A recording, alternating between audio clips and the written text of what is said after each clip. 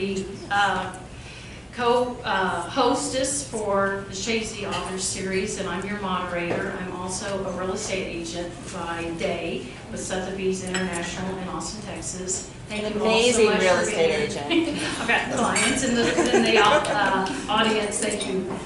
Yeah, several. So thank you all so much for being here. So tonight we have Kristin Schell here, and we're talking about her fabulous book, The Turquoise Table. Kristin is a speaker, a blogger, and obviously an author on subjects like food, faith, and hospitality. She's the founder of the Turquoise Table and Front Yard People movements, and she's a resident of Northwest Hills. And she is the daughter of my good friend, Ron Kessler, and his wife, Vicki. And actually, I got to know Sharon Watkins when Sharon and I and your good friend, Shannon, were all in one of Ron's famous roundtables. And that's how we all got to know each other. Kristin, this book was published in June of 2017 by HarperCollins, and she has been featured on the Today Show, Good Housekeeping Magazine, Austin American Statesman, our local Tri-Beza magazine, just to name a few. I was personally just overwhelmed with how beautiful the book is, and I absolutely loved it. So I want to start kind of at the beginning. You had a long, deep-seated and long history of longing for to create a space for people to belong. And I'd like for you to talk about kind of where that started. And then you also had a, something's got to change moment. So talk about kind of where this longing for hospitality came from. Well, first, I inherited it from my father and my mother, Ron and Vicki Kessler. They set the table at large, and so I'm grateful that y'all are here tonight. Thank you. That means the world to me. But when you grow up in a family who talks about community and who sets the table, you inherit that, if not by blood, at least in your absorbed DNA. But where I really experienced that longing, and the first time that I can truly remember being wowed by a table, was in France. When I was a sophomore in high school, I flunked French. And flunking French is not a good thing to do. And it was very troublesome. I'm the oldest child, and they didn't want, college dreams and aspirations to go by the wayside. And so there was a very important meeting at the school with the headmaster, and they tried to figure out, well, she's tried everything. We've tried tutoring, we've tried all of the things. She's not going to learn French. And so in a last-ditched effort, I participated in a summer immersion program in France. And while that sounds, like bless your heart, you poor thing, for me it really wasn't. I wasn't looking forward to it at all. I didn't like to go away for sleepover camp. I didn't like sleepovers, and so for me, while it sounds like a dream now, at the time, 15 years old, traveling across the country to go to France, to a place where I was clearly flunking the language, seemed like a disaster. But so I went, and I remember, if not the first night, maybe it was the second night, when I was settled in with the French family, obviously not speaking a word of it, but being just mesmerized and captivated by the experience of being at that table. And so as a 15-year-old, young and impressionable, we were at dinner at least 2 hours every single night in France. And better than that, they all seemed to like each other and have like a really good time. And even there were heated discussions, and there were, food was being passed back and forth. And we would do that maybe at the holidays, but certainly not, every single night. And so it was that moment there was this longing, that I realized I had traveled all the way around the world. I was a stranger in a foreign land. I could not speak the language and yet I knew I belonged at that table. And so that was sort of the first taste I had of wanting, knowing that I belonged someplace. And ever since then, I, have tried a million ways, we'll probably get into a little bit, to sort of recreate, that welcome space at a table. And so you come back to the States, you go to school, you get married, you have 4 children, your life is insane, and you have you call it, the culture of, crazy, we're crazy busy Americans, and you have kind of this, something's got to change moment, and you end up at, a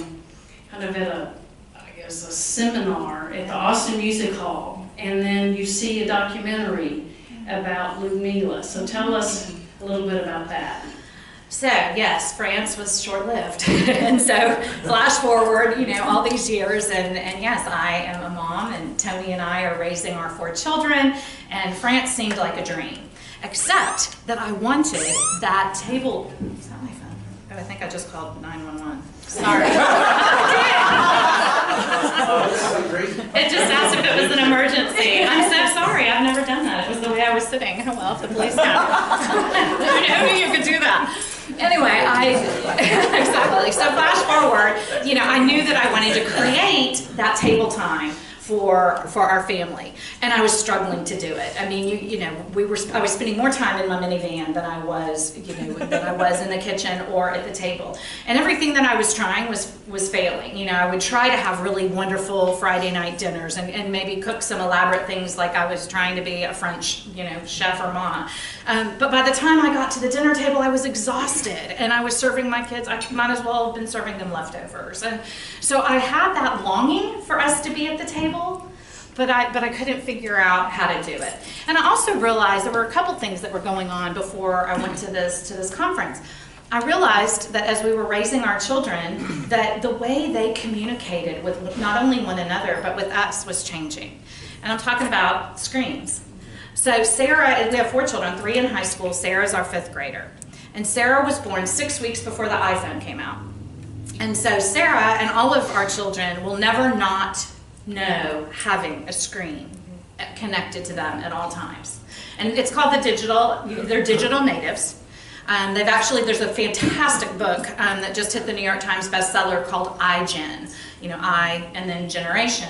And it talks about, the differences in what this generation is up against, really, and what our whole society is. And I was just I wasn't smart enough, and I still haven't finished the whole book because I don't have time, but I was feeling it in my minivan. When my kids who, started texting me emojis instead of telling me how they feel, or doing this thing called, Snapchat or something, and actually Snapchat has really good filters, but that's that's a different reason. But I was worried. I was worried that they were going to lose the ability to sit down at a table and actually have a conversation.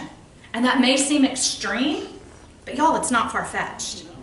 And so can anybody guess how long the average dinner time was from sitting down to finishing in the early 1970s, 1972? 15 minutes. No, in 1972, how long was the actual dinner time? An hour. 90 minutes. 90 minutes in 1972. Do you know what it is right now? 15. 14. 14 minutes. Oh my goodness. So that was where this is where Tony and I are raising our children. And so all these things were happening, and I was like, I wanted this experience of being at the table and connecting with people. And I'm not talking just at this point about strangers. I'm talking about people that I love. I wanted to capture this just moment with them, and I couldn't figure out how. I couldn't. And I couldn't figure it out for our friends either. My friends and I were finding each other texting, in the HEB, produce section. And some of my deepest conversations were happening right there. And so it was just all this sort of swirling around in busyness when I called, I had my mini meltdown at the Austin Music Hall. And I was there for a conference. It's called the Verge Conference. And it's actually a conference on discipleship. And so I was there with about 1,200 of my nearest and dearest. And the way that the conference was put on is that the speakers would come out and speak for about 10 minutes, kind of TED Talk style. And they all had different topics. And then in between, there was, wonderful music, and then they would show some sort of documentary in between. So all of this is going on in my head. I'm at this conference, and I hear this woman who, she takes the stage, and her name's Jo Saxton. And if y'all have never heard Jo Saxton speak, she's incredible. She lives in the Minneapolis area now, but she's a Nigerian-born Londoner. And so she could actually just read from the phone book, and I would have just been captivated by everything that she says. But what she said for me that day is really, really relevant, and it was relevant for me in kind of a pivotal moment in this story, but I think it's important for all of us. And she said, in the context of her talk, you can't be what you can't see. And she said it again, maybe a couple of times in that 10 minutes up there. You can't be what you can't see.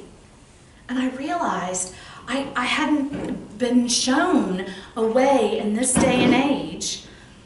It hadn't been modeled.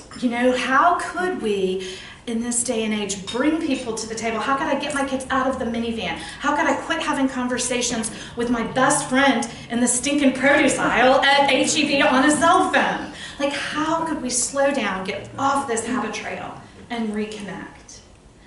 And so I was panicked, and I said, okay, and I sort of, clenched my fists, and I was like, then show me, how am I supposed to do this? And the lights went down, and a video came up, and it's a documentary about a woman named Ludmila. And Ludmila is at the time, she was an 84-year-old widow in Prague.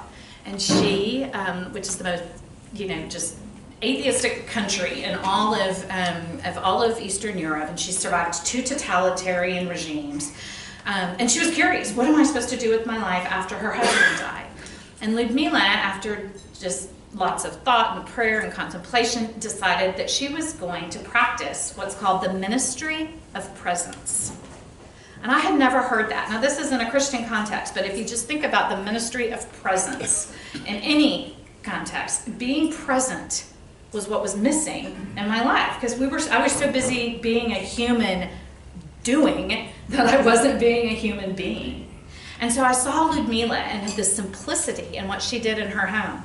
Every single day, she opened up her home for people who would come by, and all she would do is sit and listen. She wasn't like making elaborate feasts. She wasn't consulting Pinterest on, ideas to make people feel more welcome. She was simply being present for anyone who needed her. And it just blew me away.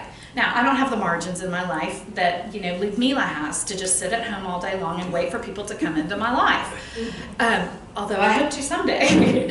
But it was the first time I thought, what if there was just a simple place? What if there was a simple way to just be present in the lives of those around us? Okay, so you had kind of that epiphany. So tell us the story about how the table came to your house. So this is sometime later. Just you had this epiphany. Probably 2 years, maybe okay. 2 or 3. I don't. And so this is still going on. In my mind. How am I still going to do this? I was obsessed with Ludmila. I think Mom thinks that. I would talk about Ludmila. I'm having a Ludmila moment. And I was present for one of my kids today, and it felt so good. Who does that? But anyway, I was completely captivated by this woman, and so I was having, how the table actually comes up is I was having a backyard barbecue with a friend of mine, a neighbor, and we were supposed to have it at her house. And it switched at the last minute because they were having some renovation plumbing problems. And so literally on the Sunday before the party, that Friday or Saturday, we switched the venue to our house. And so it was no problem, except that we had no backyard furniture. None. I think we had 2 old ratty chairs from Target or something. So I asked Tony, I said, oh good, I'm gonna go buy some backyard, furniture. And he was like, no, you're not buying anything for this party. Figure it out. And so I ordered a plain picnic table, just the ordinary picnic table from Lowe's, just the cheapest, easiest picnic table I could come up with. And when they delivered it, they put it down outside in our front yard because it's super heavy. And so the delivery men came to the front door and asked me, to come see the table if this is what I wanted and where to put it. So I walked out, and y'all, it took my breath away. I saw that table sitting outside, feet just, a stone's throw from the curb. And I thought, that's where that table is going to be. I'm going to leave that table there in my front yard. And I told these guys that. I must have been talking out loud. And they were like, really, ma'am? That this is where you want it? So I said, no. And so they helped me, put it in the back. But I knew that after that party, that I was going to put that table out there. Because I thought, what if this is my table? What if this is my way to be Ludmila? It's simple, and it's outdoors. And all of a sudden, like, all these things started just kind of popping in my brain. One, I wasn't going to have to clean the house because it's outside, so nobody would have to see all the laundry and all the dishes on the inside. Two, it met a really big need in our community and in our neighborhood. I thought, well, if we're just out there, what if we get to meet our neighbors? What if we can see, people who are disappearing behind garage doors or just kind of waving friendly, but we really don't know. And so for about a week, I just had all of these hypotheses running through my mind. And then I did it. I just put that thing right back out there after the party. And then your mom helps you pick the color. Mom is the best with paint colors. And so there will never be a color decision without the consult of Mom. And I think I kind of knew I wanted turquoise. But then Mom came over with, the Sherwin-Williams, paint swatch. And we were oohing and ahhing. And I picked Nifty Turquoise because I thought it sounded cool. Because Nifty Turquoise sounds really cool. So we painted it Nifty Turquoise and we put it out front. Okay, well then tell us about your very first morning at your table. So now you've got it in the front yard, you've painted it turquoise, and you kind of, it's a daring thing that you did. Then you went and sat out there. Tell us what happened. Okay, well this is when I sort of fell onto the luck and the grace and the goodness that our city motto is keep Austin weird. Because I figured if anything went wrong, I was just going to say, well, if we can't get away with a turquoise picnic table in the front yard in Austin, then where can we get away with it? So I knew that it was I had to go out and sit there. So I did. And I went out the very first day that we had put it outside. And I took a whole bunch of stuff with me because it's kind of weird, a turquoise picnic table in your front yard.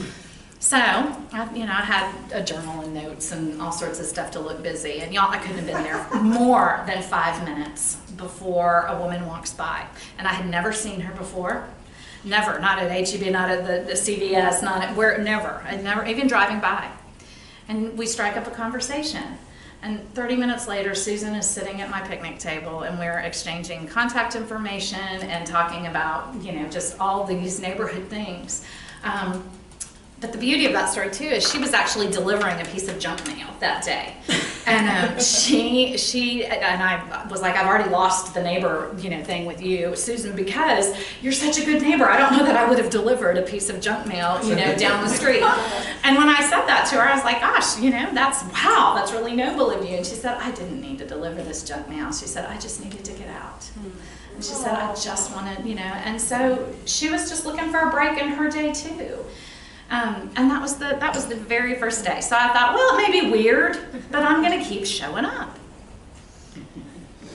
Okay, and then tell us, so from that first day, how did this whole movement then come about? Well, very grassroots, to be honest. So my neighbor Amy is sitting right here, and you were at the very third or fourth, you were early on at the table too. And you can correct me if I'm wrong, but I think you were at a birthday party. And somebody was asking, oh, have you heard about this picnic table or this turquoise picnic table? And Amy was like, yes, that's my neighbor, Kristin. It's the turquoise table. And so then we, that was maybe on a Saturday afternoon or something. And so she's texting me like, oh gosh, the people know about your table. And I'm like, are they being nice or are they being rude? She's like, I think they're safe. And so anyway, we invited them to come to the table like that next Thursday. And so we were all sitting around. And I just kind of shared. I said, I'm busy, I'm stressed out, we're not connecting. We live in this, the most connected era in all of history, but statistics tell us we're lonelier than ever. I don't have time to even get my own family at the dinner table, but I want to sit and have conversations that I know we need to be having. And they, wasn't probably exactly like that, but they were like, oh my goodness. And I will tell you what I didn't expect from that morning. I expected them all to be friendly and maybe like, she's a little weird, but this is okay. You know, we support you. What I didn't expect was for every single woman at that table to walk away and order their own turquoise table. Oh my God. And that's what happened. That's what happened. And so Amy has one, and the other, there were, I think, 3 other women there that morning, and just a few blocks over. And so they did. And then my sister-in-law in San Antonio wanted one for her birthday, and then a friend in South Carolina wanted one, and then a friend in Nebraska. And y'all, 4 years later, there are thousands of turquoise tables in all 50 states and 8 countries. And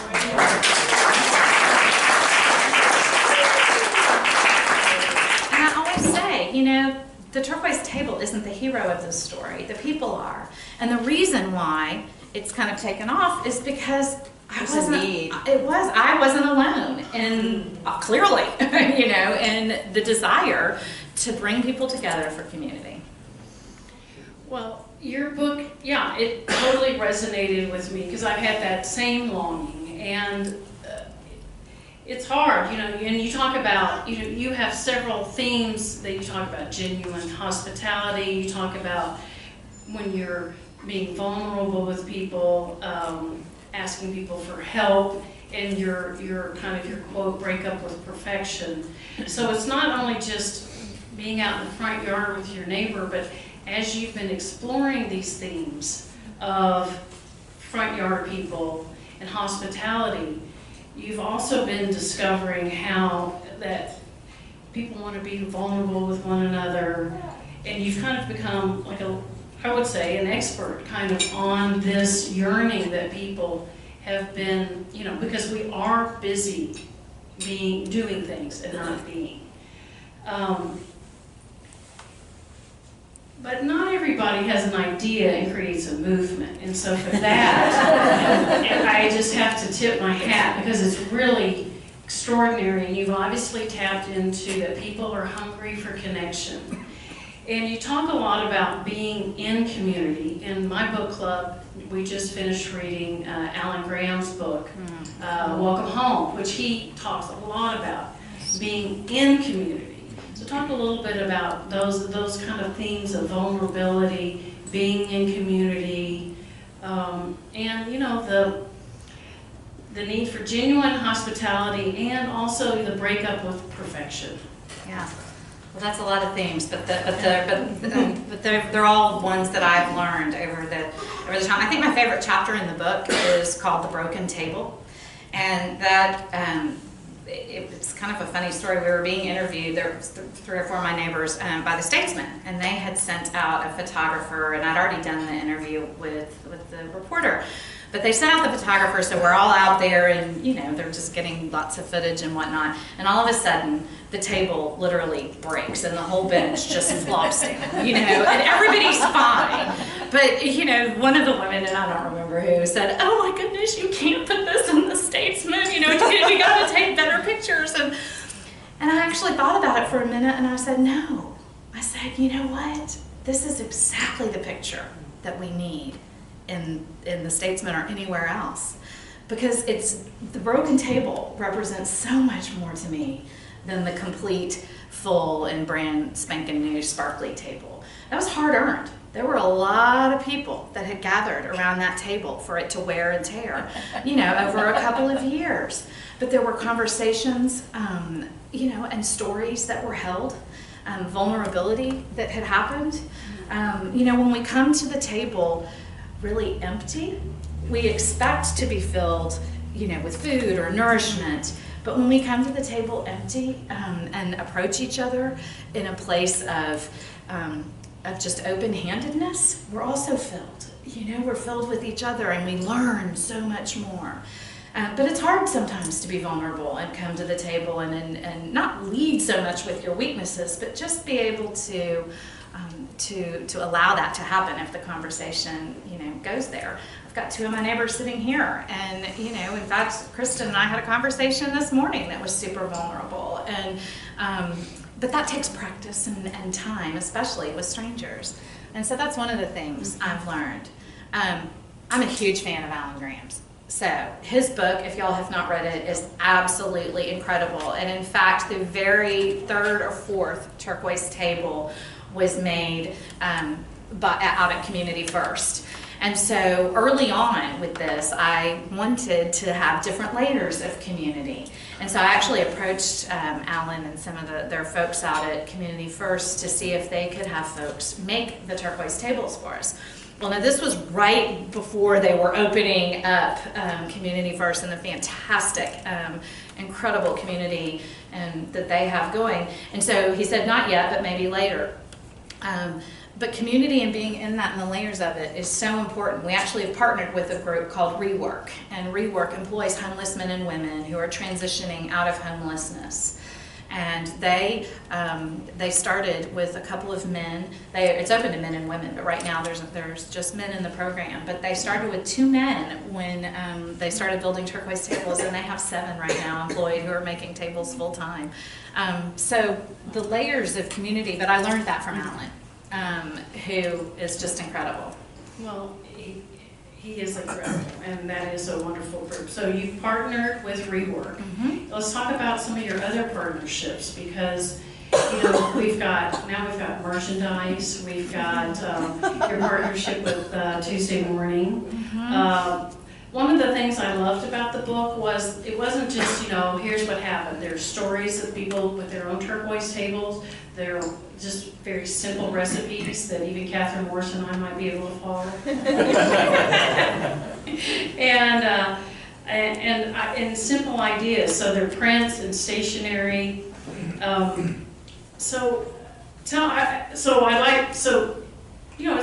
It's become a national movement.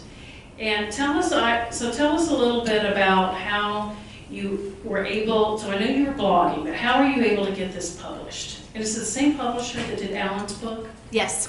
Yes. So I was already speaking on food and hospitality some. And so there were conferences, that I was traveling around, the states and speaking at. So I did have a little bit of a foundation and at least a way to share, about the turquoise table.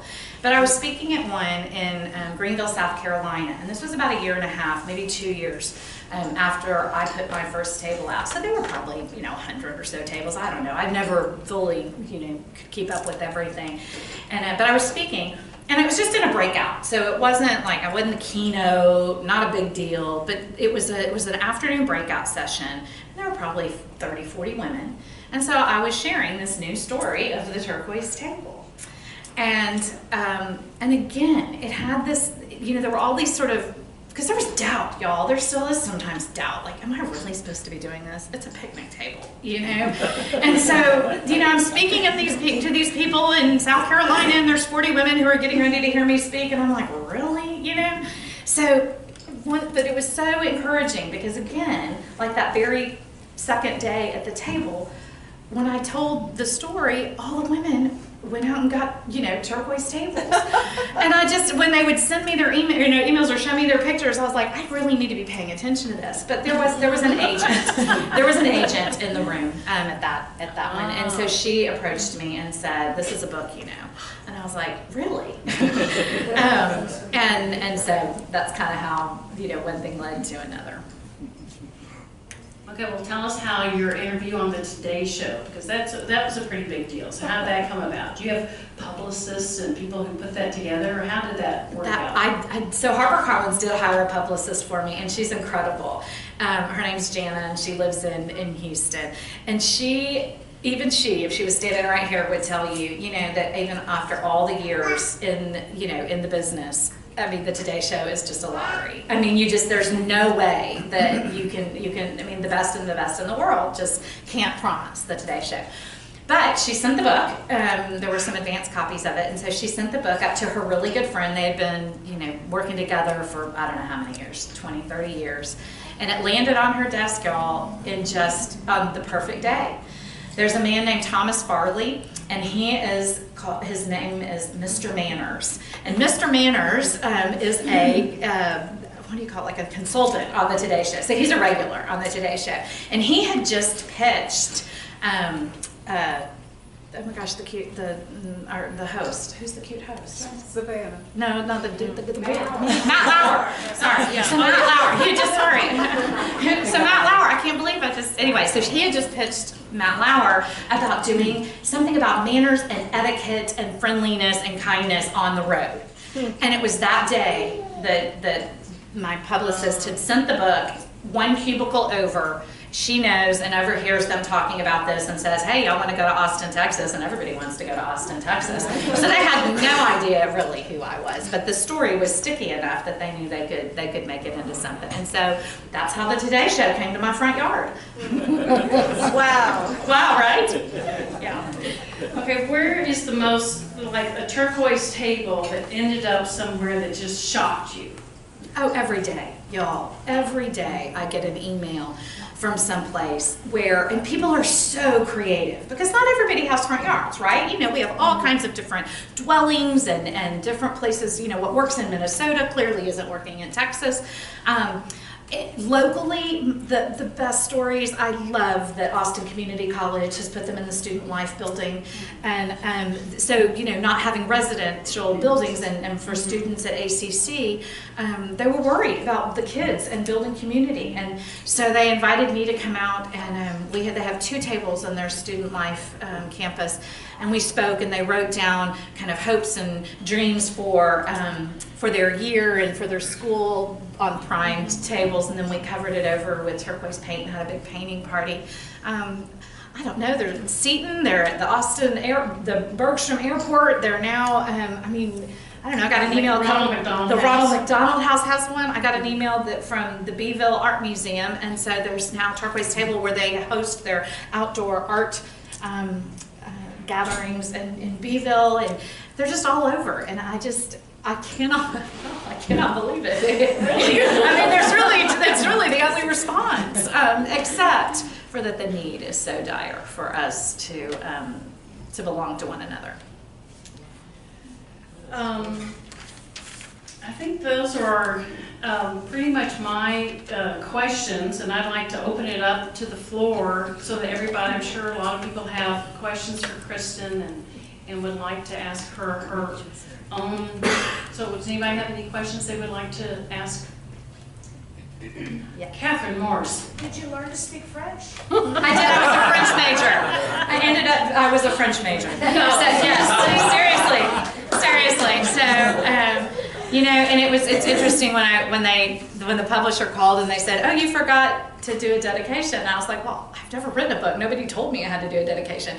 And I really wish I could. My French, the professor that flunked me has passed away, but I really wish I could have included her in the acknowledgments, because if it hadn't been for that table in France all those years ago, there might not be tables of belonging all across the world now. So, and there are tables in France now.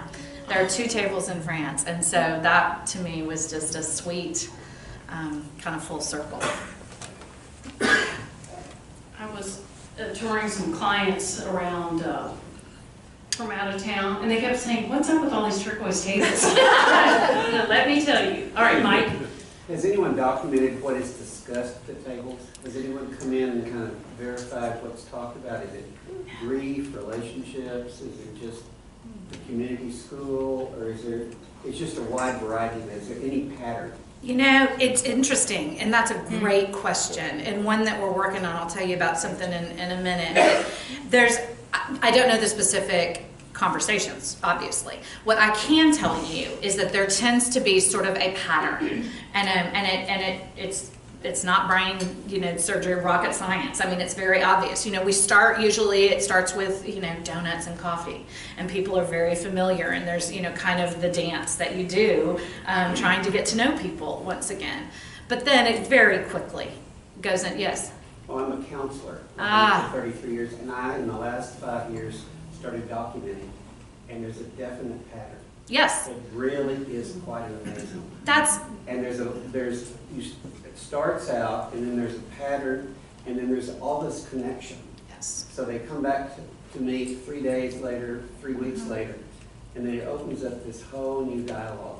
So I started documenting. It's really, really incredible. That's incredible, and I'm sure we would have some over, just. Talk to you about I would love to, because we did 2 things, and I don't know. Tell me about this, but we always talk about, and I've turned into sort of a Dear Abby. I mean, people they don't know my name. No one knows my name, but they call me the Turquoise Table Lady, and so I get Yeah, email, dear turquoise table lady. Sometimes it's silly, but a lot of times it's that they need a counselor.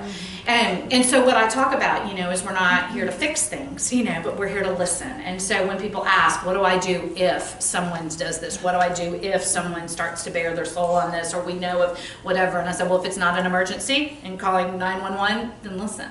We practice what we call holding the bucket. And so we literally imagine an imaginary bucket, and everybody kind of gets a chance to go around, hold their bucket, kind of spill out everything they need to spill in it, and then just pass it around. And so that's kind of the pattern that we use. Yes? I was just curious, do you have any suggested rules or guidelines when coming to the table? And then the second question is there any demographic trend to who gets turquoise tables? So females or socioeconomic areas, that sort of thing? Good questions. The rules, no.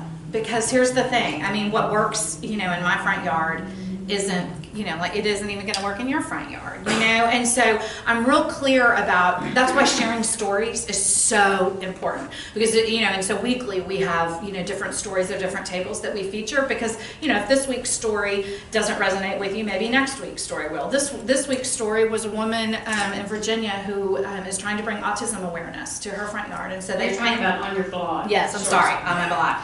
And so, we shared her story of how she's using something she's passionate about to bring awareness in her own neighborhood. The second question of sort of, is there a trend with demographics?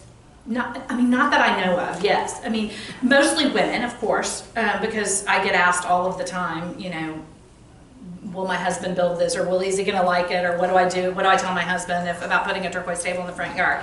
And so I sort of go through the forgiveness and permission, dance. You can either seek forgiveness or ask permission. That's up to you. I'm not a marriage counselor.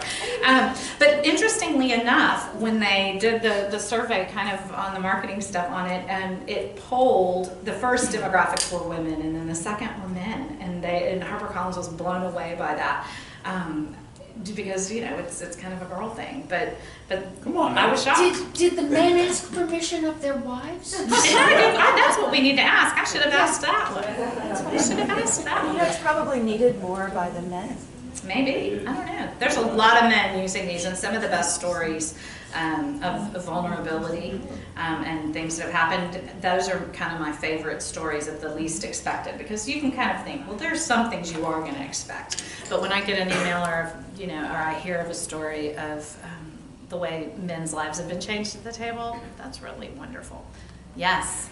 Do you find that there are people who make it like, okay, every Tuesday from 11 to 3, I'm going to sit at my table, and my neighborhood knows that those are my Office hours. my Yeah.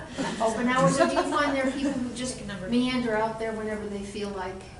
Or do people come first to the table and then the homeowner comes out to see them? Right. I think it's a little of it's all. All it's not either or. It's both and that's been sort of my experience too. I love spontaneity. Because if I try to have too much on the calendar, I get, analysis paralysis, and it freaks me out. And so sometimes I think the best things are when I text some neighbors and say, tomorrow morning, our happy hour, Friday, whatever. Those tend to work best. But I like to go out there, just by myself too. It's a nice break just to get outside. Kristin, one of my favorite stories was when you were out of town over July and somebody called and said the table's gone. Oh, I love that story. Actually, that was a fun story. Yeah, so we were out of town. We were in Colorado for the 4th of July, and I don't remember if it was you. Somebody texted. I started getting texts. The table's gone. The table's gone. It's been stolen. Somebody has thieved.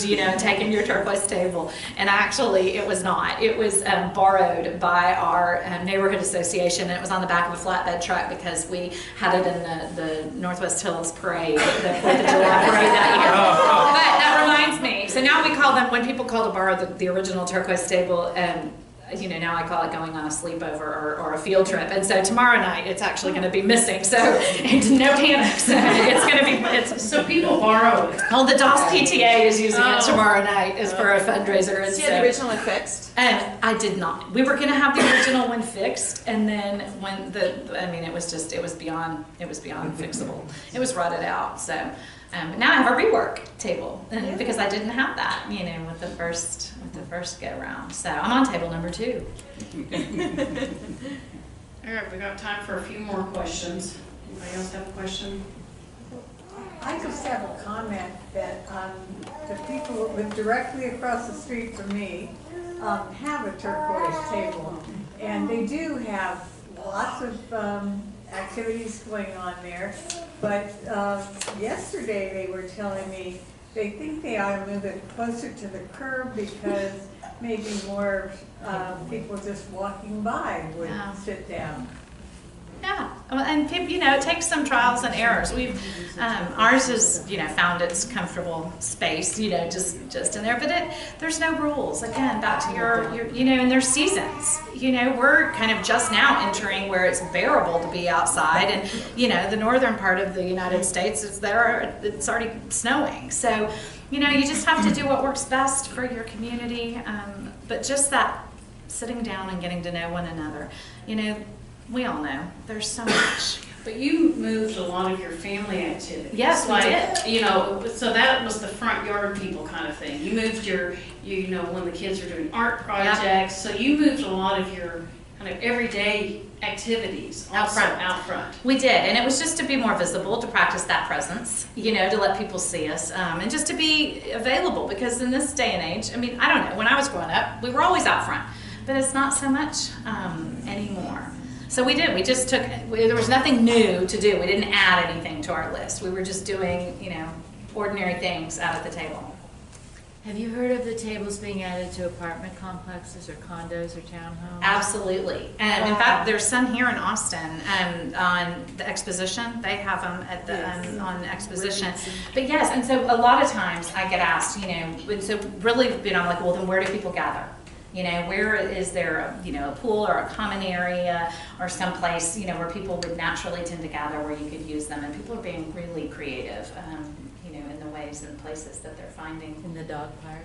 In the dog parks. Yeah, absolutely. Wherever, it's just, they're in schools, in parks, and atriums around. It's creative. It's unbelievable. Okay, got time for one more question, anybody? Yes. Let's give Kristin. Wait, you have a question. Yeah. She has a question. Sorry, I didn't see you back there. Yeah, I'm a bit short. I saw you. So I'm at a new middle school and I have some friends, but we don't really know each other. Do you have any recommendations for connecting? And what's the lunch situation like? Can you is it assigned seats or can you sit anywhere? Sit anywhere and we're sitting together. You are? Yeah. Okay. Well, what's the hardest? When is it the most awkward to? Oh, geez. Constantly. Constantly? We're middle schoolers. I know. Well,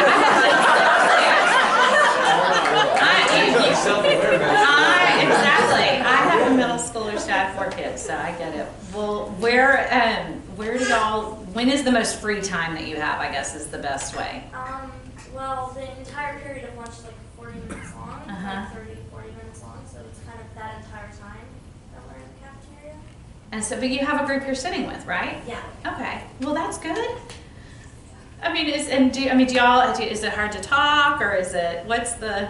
I just don't really know anything about them, so You I don't? don't any conversation starters or how to really listen. I don't. That's a great question. Well, so what do you want to know about them? I don't know anything about them. I don't even know her favorite color is. Well, there you go. You just answered your own question. Ask her favorite color.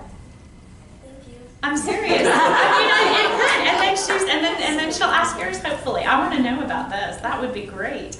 You're so brave. Yeah. Thanks. A good conversation is going to come. It is.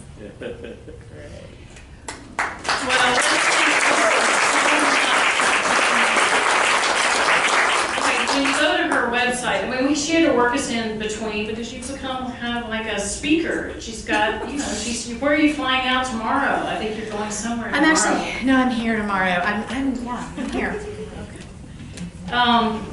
And, you know, it's such a treat for me because Ron Kessler has been such I